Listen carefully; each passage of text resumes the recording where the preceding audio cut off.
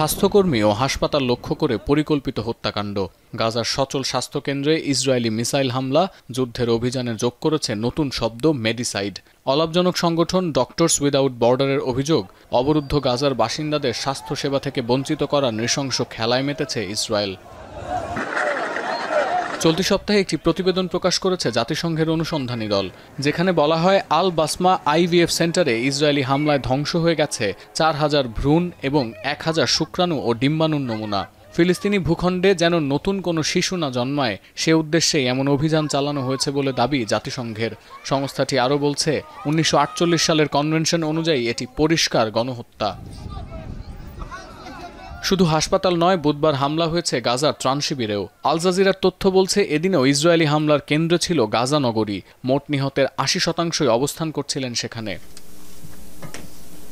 এমন প্রেক্ষাপটে আগামী সপ্তাহে যুক্তরাষ্ট্রের নিউ ইয়র্কে বসবে জাতিসংঘের সাধারণ পরিষদের অধিবেশন, যেখানে গুরুত্ব পাবে গাজা যুদ্ধ, ফিলিস্তিন ইস্যুতে পশ্চিমাদের অবস্থান ও ইরানের পরমাণু হুমকির মতো বিষয়।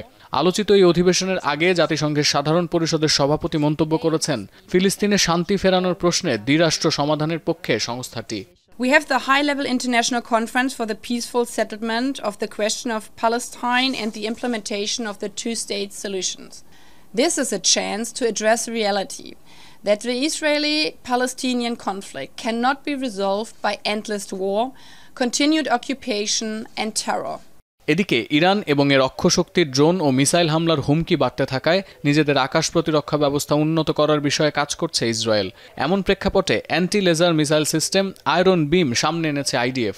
ইসরায়েলি প্রতিরক্ষা বিভাগের দাবি, আয়রন ডোমকে আরও বেশি শক্তিশালী করবে এই অ্যান্টি লেজার মিসাইল সিস্টেম। বেঁচে যাবে ইন্টারসেপ্টরের অতিরিক্ত খরচও। চলতি বছরের শেষের দিকে এই নতুন সিস্টেম তুলে দেওয়া হবে ইসরায়েলি সেনাদের কাছে। তবে যুদ্ধের প্রস্তুতি বাড়িয়ে সাধারণ ইসরায়েলিদের আস্থা ধরে রাখতে পারছেন না নেতানিয়াহু।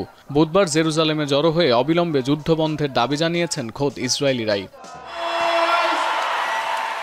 এদিকে গাজাবাসীদের সহায়তায় গেল 2 বছরের মধ্যে সবচেয়ে বড় তহবিল সংগ্রহের কনসার্ট হয়ে গেল যুক্তরাজ্যের লন্ডনের ওয়েম্বলি স্টেডিয়ামে।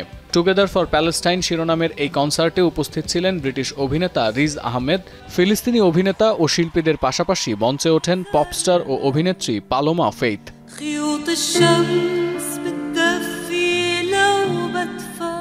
সতীর্থ কর্মকার, এখন বিশ্ব। শিয়া বাটার ও ভিটামিন ই সমৃদ্ধ লিলি বিউটি সোপ, তারুণ্যময় উজ্জ্বল ত্বকের জন্য। রিমার্ক।